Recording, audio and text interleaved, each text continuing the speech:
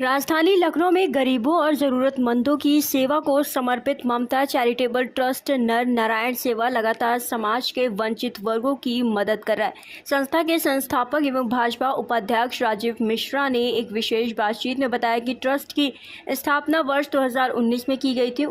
उन्होंने कहा कि उनकी पत्नी ममता, जिनका वर्ष 2015 में निधन हो गया था, जीवन भर गरीबों, बेसहारा और असहाय लोगों को भोजन, कपड़े और अन्य आवश्यक सहायता उपलब्ध कराने का कार्य करती थी। उनकी प्रेरणा से ही ममता चैरिटेबल ट्रस्ट की शुरुआत की गई, जो आज भी उसी सेवा भावना के साथ कार्य कर रहा है। राजीव मिश्रा ने बताया कि संस्था प्रतिदिन लगभग 200 से 250 जरूरतमंद लोगों तक भोजन और अन्य सहायता पहुंचाने का कार्य करती है। इसके अलावा ट्रस्ट अस्पतालों में भर्ती मरीजों, विशेष रूप से कैंसर पीड़ितों और आर्थिक रूप से कमजोर लोगों की मदद के लिए भी लगातार सक्रिय रहता है। उन्होंने कहा कि समाज सेवा ही संस्था की मुख्य उद्देश्य है और भविष्य में भी ये अभियान जारी रहेगा। लखनऊ में आज हम ऐसे शख्स से मुलाकात करने जा रहे हैं जो किसी नाम के मोहताज नहीं है। राजीव मिश्रा, जी हाँ, ममता चैरिटेबल ट्रस्ट है जो लगातार लोगों की मदद करते हुए नजर आते हैं। कहीं सड़क पे हो या कहीं कोई भी दिख गया तो मदद इनके हाथों से जरूर होती है। हमारे साथ बातचीत करने के लिए राजीव मिश्रा जी मौजूद हैं। बहुत बहुत धन्यवाद आपका हमारे चैनल में स्वागत है। बहुत बहुत धन्यवाद आप आए और ममता चैरिटेबल को इतनी इज्जत सम्मान दिया। मैं आपको बहुत अभिनंदन करता हूँ। अभी हम आए थे, देखा था कि आप पूजा कर रहे थे। आस्था से ज़्यादा आपका लगाव है? बिल्कुल, आस्था से हमेशा लगाव होना चाहिए और आस्था से हर व्यक्ति का लगाव होना चाहिए और धर्म के प्रति सचेत रहना चाहिए और धर्म के प्रति जो भी हो सके पूजा पाठ करनी चाहिए हर व्यक्ति को। सर, बात करिए, पहला सवाल हमारा ये है कि ममता चैरिटेबल ट्रस्ट आपने बनाया है, नाम के पीछे क्या उद्देश्य? बहुत अच्छी बात आपने पूछी। ममता चैरिटेबल ट्रस्ट बना क्योंकि मेरी पत्नी की डेथ हो गई थी और वो बहुत सेवा काम करती थी। कभी खाना बना के मंगल को बांटने का काम करती थी, कभी कहीं ना कहीं कुछ खिलाने का काम करती थी, कहीं ना कहीं जाके कपड़ों का वितरण करती थी, कंबल का वितरण करती थी। 8 सितंबर 2015 को उसकी डेथ हो गई। उसके बाद ममता चैरिटेबल ट्रस्ट बनाया। ममता चैरिटेबल ट्रस्ट के बाद लगातार ये अभियान चला।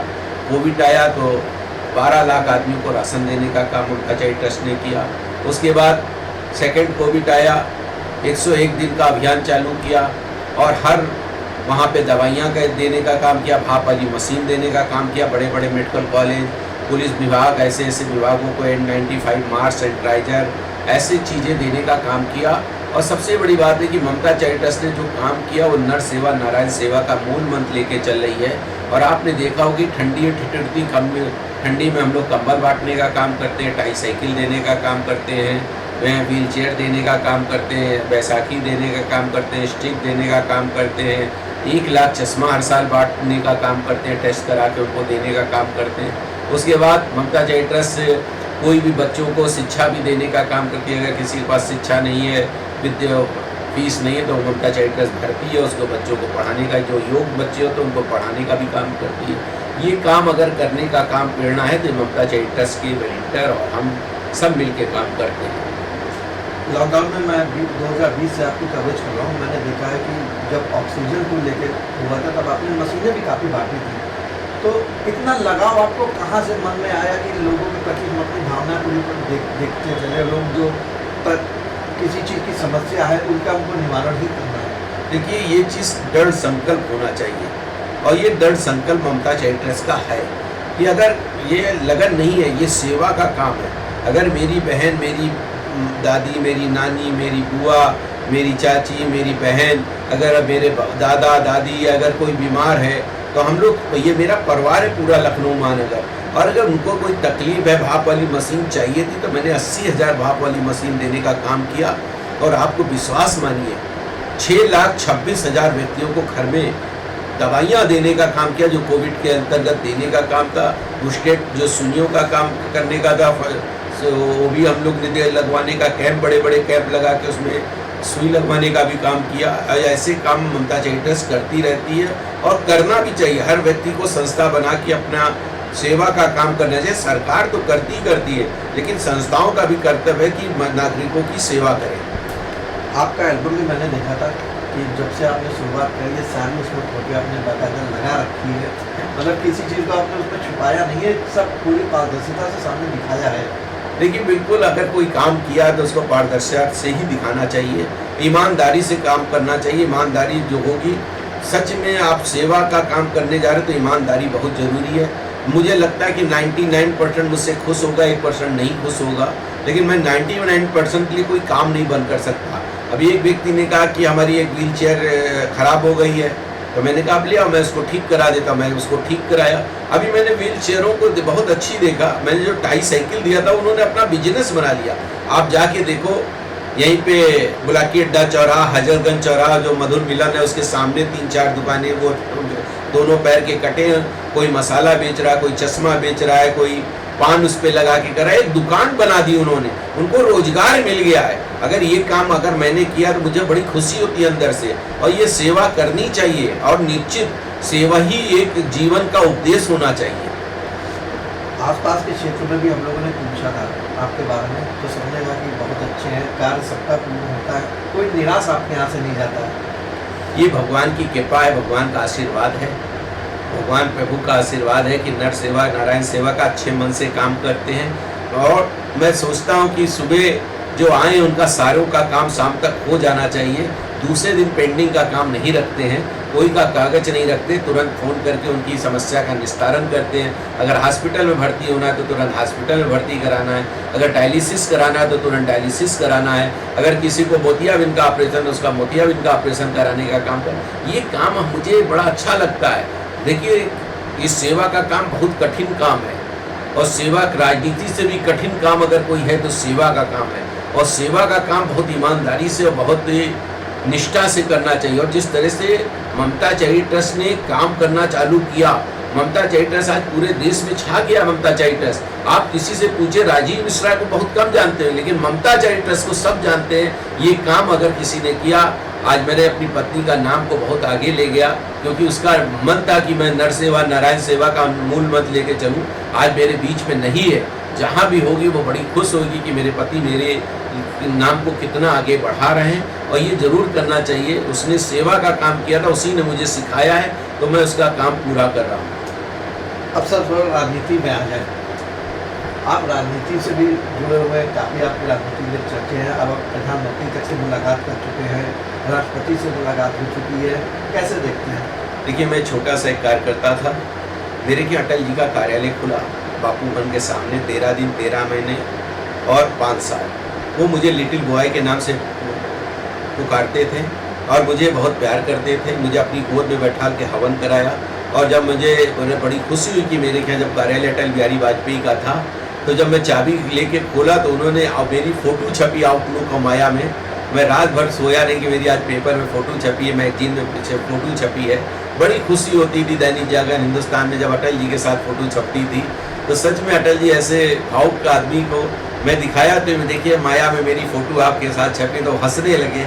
मैं तो बहुत खुश होता था कि उनको मिलता था, बहुत हमको मानते थे कि। और जब भी मैं प्रधानमंत्री कार्यालय भी जाता था तो बड़ी इज्जत होती थी। वो राजीव मिश्रा जिसने मेरे को कार्यालय दिया, वो ऐसा व्यक्ति है। और हम उस समय भी युवा मोर्चा के अध्यक्ष थे लखनऊ महानगर के। लगातार राजनीति में सफ़र करते जा रहे हैं, और भगवान की मर्जी होगी कुछ ना कुछ अच्छा होगा। अकेले चलते हैं, सुरक्षा भी नहीं आपके पास, कभी डर नहीं लगता है? नहीं, पब्लिक बहुत प्यार करती है, बड़ी इज्जत करती है, बड़ा सम्मान करती है। किस बात का डर? कोई हमने पाप थोड़ी किया, हमने तो पुण्य का काम किया, और पुण्य का काम करने में किसी को डर नहीं लगना चाहिए। बहुत अच्छा लगता है पब्लिक, आम पब्लिक के बीच में जाता हूँ, मैं बीच के अंदर जाता हूँ, गरीबों के घर में चला जाता हूँ, किसी गरीब की शादी होती है वहाँ खड़ा हो जाता हूँ। अभी हमने अनुसूचित बस्तियों में मैं गया, कितना प्यार, कितना स्नेह, जैसे लगता है कि भगवान आ गए। लेकिन मैं भगवान नहीं हूँ, लेकिन मैं इंसान हूँ। मैं ये कहता हूँ, जिस तरह से वो फूलों की बारिश करते हैं, किस तरह से वो हमारा स्वागत करते हैं, मैं उनको उनकी चरणों में कोट अभिनंदन करता हूँ। जिस तरह से वाल्मीकि समाज और छोटे समाज में से जुड़ के बहुत काम कर रहे हैं, ममता चैरिटी ट्रस्ट का श्रेय ले रहा। अभी मैंने कई बच्चों को फीस दी है, वाल्मीकि समाज के दिए है, और उन लोग को दी है, जिस तरह से फीस देने का काम करा, उन बच्चों को शिक्षित करने का काम कर रही ममता चैरिटी ट्रस्ट। अभी कई खिलाड़ी हैं वो खेल नहीं पा रहे थे तो उनको पैसा देने का काम किया, विदेश जाने का काम करने जा रही है ममता चैरिटी ट्रस्ट। जो भी होता है ममता चैरिटी ट्रस्ट खिलाड़ियों को भी बहुत सम्मान करती है, और जो मेरे नौजवान युवा पढ़ने वाले हैं उनके पास अगर कापी किताब नहीं होती तो वो राजीव मिश्रा उनको खरीद के देते हैं कि तुम पढ़ो। और अभी मेरा बहुत बड़ा सपना है कि मैं यहाँ पे लखनऊ में एक हॉस्टल बनाऊँ, उसमें IAS IPS डॉक्टरी की तैयारी, नीट की तैयारी कराऊँ, उनको तैयारी करा के 8 से ही ला के यहाँ पे रखूँ, गांव के बच्चों को उनको पढ़ाऊँ और उनकी प्रतिभा से उनको IAS IPS और उनको देश का डॉक्टर भविष्य में बनाऊँ। सर, चुनाव आ रहे हैं, कभी विचार मन में नहीं आया कि चुनाव लड़ना चाहिए हमको? बिल्कुल लड़ना चाहिए, मुझे विचार है कि मुझे लड़ना चाहिए, और जो पार्टी तय करेगी भारतीय जनता पार्टी है, और भारतीय जनता पार्टी जो तय करती है वो अच्छी तय करती है।